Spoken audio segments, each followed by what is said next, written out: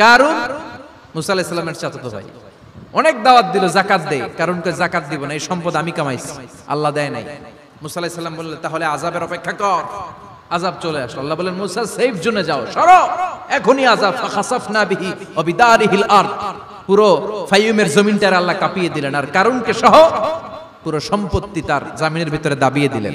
হাঁটু পর্যন্ত কারুন দেবে যায়, ভাবছে উঠে যাবে, কোমর পর্যন্ত দেবে যায়, ভাবছে উঠে যাবে, গলা পর্যন্ত যখন দেবে যায় আর সুযোগ নাই। কয় মুসা আমার সব সম্পত্তি তোরে আর তোর আল্লাহরে দিয়া দিলাম, আমারে বাঁচা, আমারে সব সম্পত্তি তোর আর তোর আল্লাহ, আমারে খালি বাঁচা, চাচা আপন প্রাণ। আল্লাহ বলে সময় শেষ। তার মানে বাদাল গারগারা তওবা কিন্তু আর কবুল হয়। এই হলো একটা। নাম্বার 2, বাদা তুলুই শামস মিন মাগরিবিহা, প্রতিদিন চাঁদোলাতে সূর্য কোন দিক দিয়ে ওঠে? কথা কয় না, পূর্ব দিকে। কিয়ামতের আগ দিয়ে সূর্য আর পূর্ব দিকে উঠবে না, পশ্চিম দিক থেকে উঠবে। যেদিন প্রভাতে পশ্চিম দিক থেকে সূর্য উঠবে, ওই দিন থেকে তওবার দরজাটারে বন্ধ করে দিবে কে? তার আগ মুহূর্ত পর্যন্ত জীবনে যত গুনাহ করেছি, অন্যায় করেছি, চোখের পানি ছেড়ে ক্ষমা চাইলে ক্ষমা করবে কে? শয়তান আল্লাহরে চ্যালেঞ্জ দিছে, আল্লাহ তুমি আমারে জাহান্নামে পাঠাবা, আমিও তোমার বান্দা করে লয়ে একসাথে জামাতে ঢুকমু, একা ঢুকবো না, একা যাব না, তোমার বান্দাদেরকে সবগুলারে জাহান্নামী বানায়া তারপরে ঢুকমু। তোমারে চ্যালেঞ্জ দিলাম, একটারও জান্নাতে ঢুকাইতে পারবা? আল্লাহকে তুই আমারে চ্যালেঞ্জ দিলি, আমি তো সব রাজার বড় রাজা, মহারাজা, আমারে চ্যালেঞ্জ দেশ, এত সাহস পাইলি কই? তুই আজীবন ওয়াসওয়াসা দিয়ে পাপ কাজ করাবি, একদিন তাফসীর মাহফিলে এসে আমার বান্দা ক্ষমা চাবে, আমি মাফ করে দেবো, তুই কি করবি? আজীবন অন্যায় করবে, আজীবন পাপ করবে, জুলুম করবে, একদিন চোখের পানি ছেড়ে আমার কাছে কান্নার মতো কান্না করলে আমি সব গুনাহ মাফ করে দেব। এজন্য আল্লাহ বললেন ইয়া আইয়ুহাল্লাযীনা আমানু তুবু ইলাল্লাহি তাওবাতান নাসুহা, ভুল করেছো তওবা করো, মাফ করবে কে? সাইয়েদনা আদম আলাইহিস সালাম ভুল করলেন, দুনিয়ায় এসে শত শত বছর কাঁদলেন, কিন্তু ক্ষমা হয় না। আল্লাহরে বললেন আল্লাহ কি করলে ক্ষমা পাবো বলো? ফাতালাক্কা আদামু মির রাব্বিহি কালিমাতিন ফাতাবা আলাইহি, আল্লাহ বললেন ও আদম তোমারে কিছু কালেমা শিখায়ে দেই, এই কালেমাগুলো দিয়ে আমার কাছে দোয়া করো, ক্ষমা করে দেব।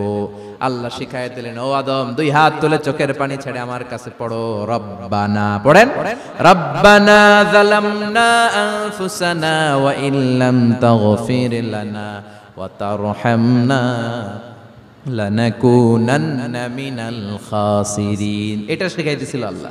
আল্লাহ আমি জুলুম করেছি, অন্যায় করেছি, ভুল করেছি, পাপ করেছি, তুমি যদি ক্ষমা না করো ক্ষমা করার কেউ নাই, ঠিক কি না? আমরাও পাপ করলে এই দোয়াটা পড়ার দরকার আছে না নাই?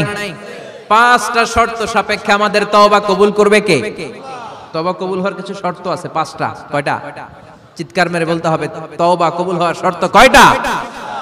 1 নম্বরে হচ্ছে আল ইকরার, acknowledgement. You have to give the acknowledgement that you are the greatest sinner on earth. আপনাকে ঘোষণা দিতে হবে যে আপনি পৃথিবীর সবচেয়ে বড় পাপী। 1 নম্বর শর্ত, আপনি বলেন যে আল্লাহ আমার চেয়ে বড় পাপী নাই, আকাশের নিচে জমিনের উপরে আমি সবচেয়ে বড় পাপী, এমন কোনো পাপ নাই যেটা আমি করি নাই, ঠিক কি না? 1 নম্বরে পাপের ঘোষণা দেন। 2 নম্বরে আন-নাদাম, নাদাম মানে repentance, you have to be repentant for what you have done. আপনাকে অনুতপ্ত হতে হবে, চোখের পানি ছাড়তে হবে, আল্লাহ আমি লজ্জিত, আল্লাহ আমি নাদান, আমি পিশাচ, আমারে মাফ করে দাও। তার মানে স্বীকার গেলেন কি অন্যায় করেছেন। 2 নম্বরে আপনি অনুতপ্ত হলেন। 3 নম্বরে স্টপ, যেই পাপ করতেছিলেন ওইটা থামান, stop what you have done, যেটা করতেছিলেন আগে থামান। আপনি সুদ খাইছেন, অনুশোচনা আসলো, মাফও চাইতেছেন আবার সুদও খাইতেছেন, হবে? আপনি ঘুষ খেয়েছেন, তওবা শুরু করলেন, আবার ঘুষও খেয়ে যাচ্ছেন, হবে? থামেন, স্টপ। 3টা গেল। 4 number, to hate what you have done, ঘৃণা করতে হবে, যেই পাপটা করেছেন মন থেকে ওই পাপটাকে ঘৃণা করতে হবে। 5 নাম্বার শর্ত হচ্ছে to determine that you never repeat this sin again in your life. আল্লাহর ওয়াদা দেন, কমিটমেন্ট দেন যে আল্লাহ আমার জীবনে পারতপক্ষে এই পাপ জীবনেও করব না। চিৎকার করে বলেন ঠিক কিনা? তার মানে আপনি স্বীকার যান, তারপরে আপনি অনুতপ্ত হবেন, যে পাপ করেছেন থামিয়ে দিবেন, পাপটারে মন থেকে ঘৃণা করবেন, আর আল্লাহরে ওয়াদা দিবেন আল্লাহ আর করব না। এই পাঁচটা শর্তের আলোকে তওবা করলে জীবনের সব গুনাহ মাফ করে দিবে কে? এজন্য আল্লাহ বললেন, ইয়া আইয়ুহাল্লাযীনা আমানু তুবু ইলাল্লাহি তাওবাতান নাসুহা। তওবার মতো তওবা করো, সব গুনাহ মাফ করতে পারে কে? তওবা করবেন তো? রাজি আছেন? কবে করবেন? এই মুহূর্তে তওবা করলাম, এই মুহূর্তে আল্লাহর কাছে ক্ষমা চাই, আল্লাহ জীবনের সব গুনাহ মাফ করে দাও। আমাদের দেশে তওবা করার জন্য হুজুর লাগে, কথা কন, পীর সাহেব হুজুর, বড় হুজুর, ছোট হুজুর, হাফেজ সাহেব লাগে না? হাফেজ সাহেব, ইমাম সাহেব, এদের ছাড়া নাকি তওবা হয় না। না, এটা ভুয়া কথা। আপনি অনুতপ্ত হন, আপনি চোখের পানি ছাড়েন, আপনি আপনার রবরে বলেন, ক্ষমা করে দিবে কে? ইমাম সাহেব আসতে হবে শর্ত না, পীর সাহেব হুজুর এসে হুজুরের হাতে হাত রেখে তওবা পড়তে হবে শর্ত না। আপনার রবরে ডেকে চোখের পানি ছেড়ে ক্ষমা চান, ক্ষমা করবে কে? আর প্রতিদিন শতবার পড়তে থাকবেন আস্তাগফিরুল্লাহ। আওয়াজ করে সবাই পড়েন আস্তাগফিরুল্লাহ, আর জোরে পড়েন আস্তাগফিরুল্লাহ। বিশ্বনবী বলেন, মান লাজিমাল ইস্তিগফার জাআলাল্লাহু লাহু মিন কুল্লি দিকিন মাখরাজা। সব সময় ইস্তিগফারের সাথে যে লেগে থাকবে, রব্বুল আলামিন তারে পাঁচটা জিনিস দিবে। কয়টা? কথা কোন, আরো জোরে সবাই বলেন কয়টা? নাম্বার 1, জাআলাল্লাহু লাহু মিন কুল্লি দিকিন মাখরাজা। বিপদে পড়লে বিপদ থেকে উদ্ধার করবে কে? আমাদের তো কোনো বিপদ নাই, না আছে? কত বিপদ, হ্যাঁ? রাস্তাঘাটে দুর্ঘটনা হতে পারে, যে কোনো সময় ভূমিকম্পে পড়তে পারি, বজ্রপাত করতে পারে না, ঠেড়া পয়রা মানুষ নাই, আছে না নাই? এই বিপদ আপদ থেকে আপনারা রক্ষা করবে কে? যদি আপনি ইস্তিগফারের সাথে আঠার মতো লেগে থাকেন। কিসের সাথে?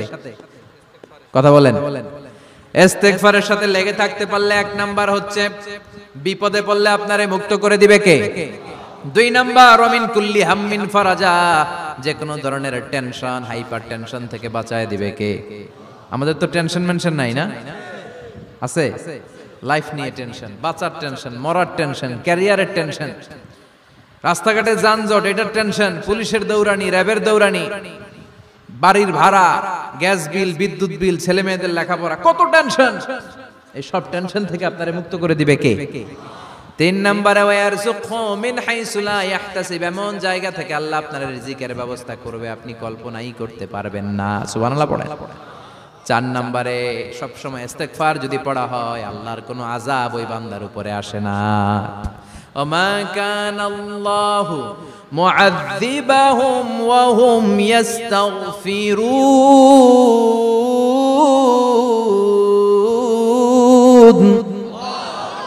যতক্ষণ আমার বান্দা আমার কাছে ইস্তিগফার পড়তে থাকে, আমার কোনো আযাব বান্দারে পাবে না। যতক্ষণ ইস্তিগফার পড়বেন, আল্লাহর কোনো আযাব আপনার উপর আসবে না। 4টা গেল। 5 নাম্বার, বারবার ইস্তিগফার পড়লে রফিক ভাই, আল্লাহ আপনার মুস্তাজাবুদ দাওয়া বানিয়ে, দোয়া করা মাত্র কবুল করে নিবে কে?